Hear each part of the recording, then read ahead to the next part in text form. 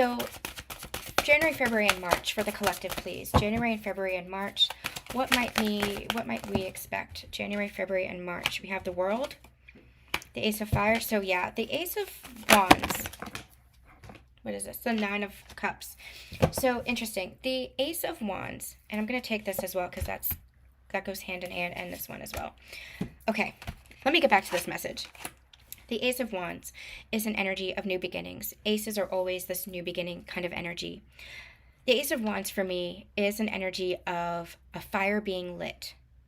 That flame that might have dimmed, the spark that might have felt like it's gone out, it's renewing that spark. And I just done a collective message on Susan Dawn Spiritual Connections for relationships about renewing the spark, but you can apply that to the collective as well. You can apply that to any aspect of your life. If it feels like it's only embers, it's renewing the spark within you.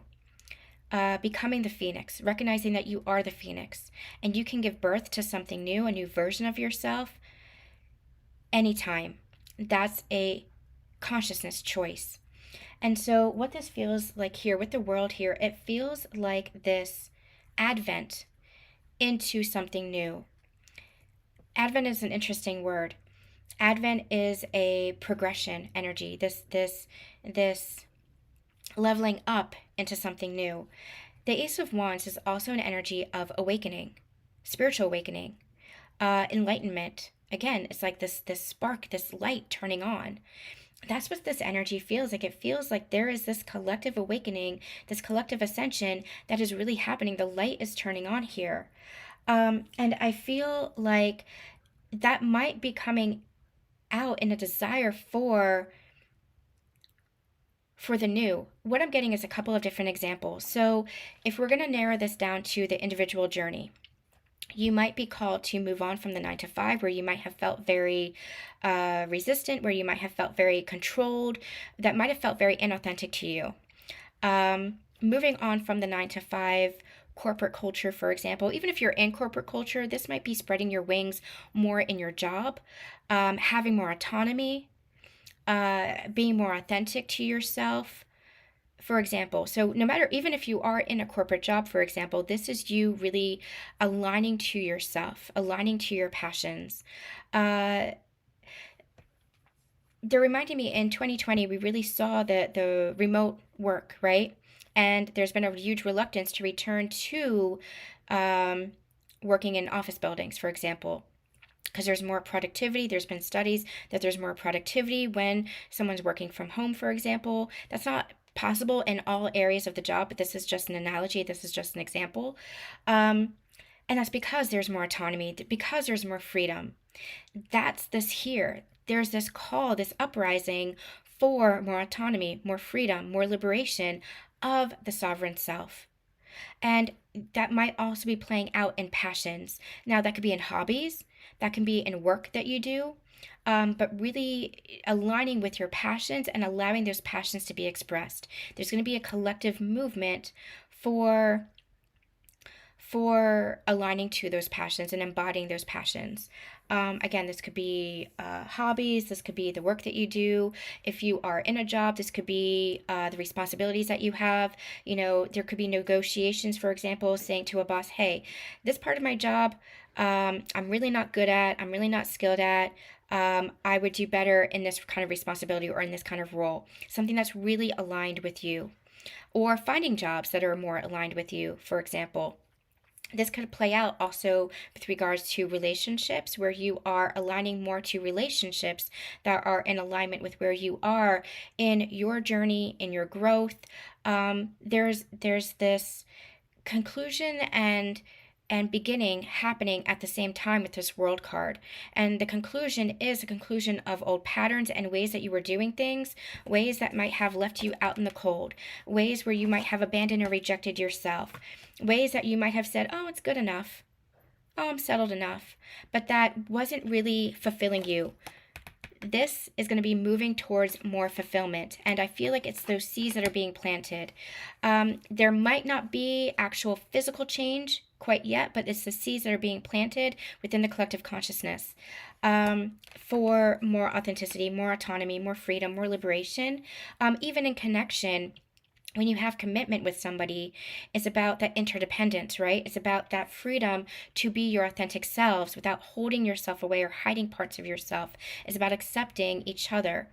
So it's all about being true to you. And I feel like there's going to be a huge shift in the collective consciousness that might display itself in individual lives, in the actions that you take, the choices that you make, the jobs that you take, the relationships that you have. There's a huge shift that is happening here. You're moving out from the cold, so to speak, where you left yourself out in the cold, rejected yourself, abandoned yourself, and you're moving more into, okay, what is it that I actually want for my life?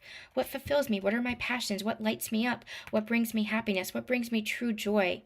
Again, joy and delight, moving with the open heart, moving more into what makes me happy, what lights me up. That shift, I cannot emphasize enough how monumental that shift is. Rather than holding yourself back because of beliefs or patterns or mindsets or programming, the way society programs, oh, you have to think this way, you have to do it this way. Again, we're in the age of Aquarius now. This is marking huge transformations. So this transformation is transforming the way we view ourselves and the way we want to live our lives. And it's saying, I want to live in love. I want to live in joy. I want to love my life versus feeling just, then it's enough. The old paradigm is falling away. And so that's where it's like, what actually does fulfill me versus what just makes me feel content. Moving from the Nine of Cups to the Ten of Cups. And the Ten of Cups, again, is everything. Ten of Cups is community. Ten of Cups is relationships. Ten of Cups is family. It could be soul family or otherwise. It's moving into relationships that nurture us and fill us, community that supports us, and to our own sacred self that recognizes that we are worthy of happiness, that we are worthy of it all. There comes a point along our ascension journey where we say, you know what? I no longer want to struggle and learn through struggle and learn through suffering. I want to learn through joy and through peace. And we might have learned through struggle and suffering because that's what we knew. As a society, that's what we know. Culturally, that's what we know. It's ingrained in us. You can see that in the struggling artist, for example. You know, that the struggling artist, it's, rising from the bootstraps, bringing themselves up from poverty to success. That's the struggling artist. And we've romanticized the struggling artist. But what if we shift that paradigm where we don't have to struggle anymore? We can just create. And we're using art as a metaphor, but you are a creative being. So what is it that you're going to create for your life? What is the palette of your life going to be? What colors are going to shine through? That's this energy here. There is a huge shift that is happening, and those seeds are being planted for this new beginning here. All right, let's see what's going on collectively April, May, and June for the second quarter here. April, May, and June, second quarter.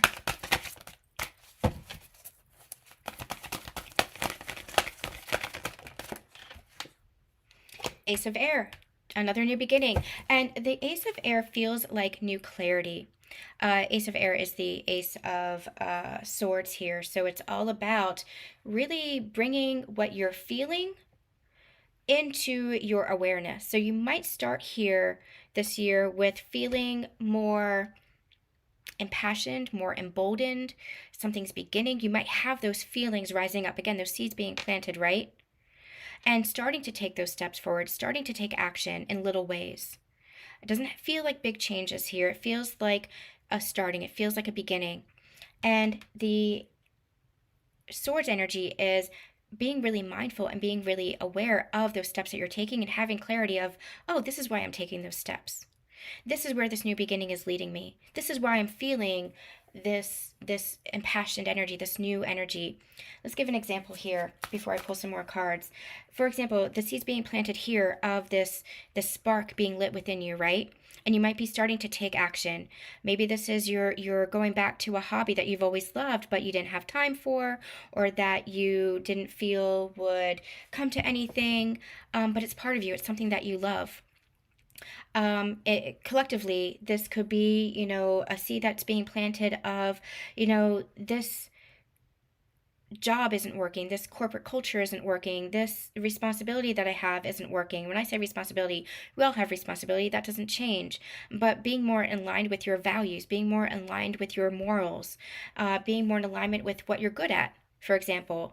So you're moving into a different job that you can really thrive in, that you can really be good at and feel impassioned about, versus just it's moving away from what's the phrase?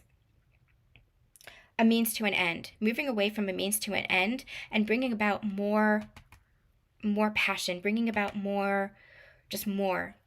So with the Ace of Swords, it's like you have more of that mental clarity, you have more of that understanding and more of that awareness. So what's been rising and feeling, you've been feeling within you, and when I say within you, take this as a collective or take this as your individual journey.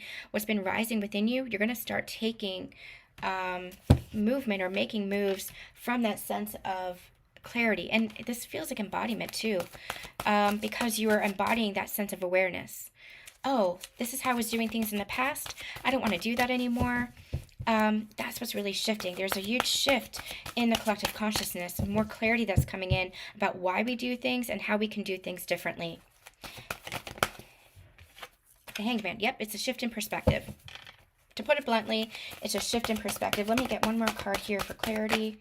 This one wanted to come out, the Seven of Earth. Yeah, the Seven of Earth is those planting seeds. And I feel like those are the seeds that you planted here. And it's like, okay, now I can move forward. Now I can shift. Now I can shift my perspective because I have clarity about what it is that I'm feeling here. And the Seven of Earth is also this energy of process, allowing the process to take shape, allowing things to evolve, allowing things to shift. The Seven of Pentacles is also this energy of planting seeds.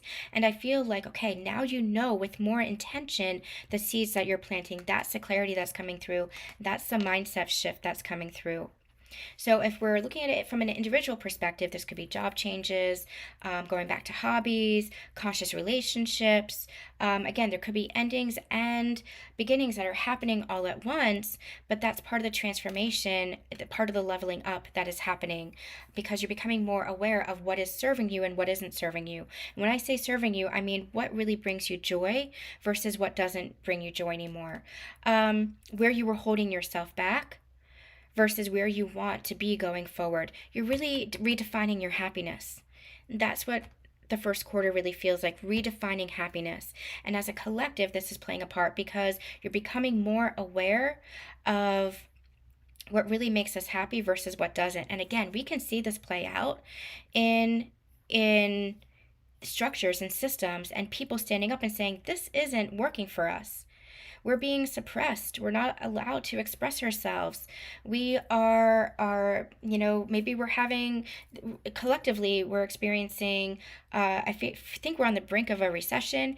Collectively, we are experiencing, a real shortage in ability to live our passions because we're in survival mode versus thriving. And there are people that are standing up and saying, this is not okay. So it's that shift in collective consciousness to wanting to move out of just surviving to thriving. We want to thrive. And before we would have said, oh, it's okay, this is just the way things are. Now people are really awakening to the fact that it doesn't have to be the way things are.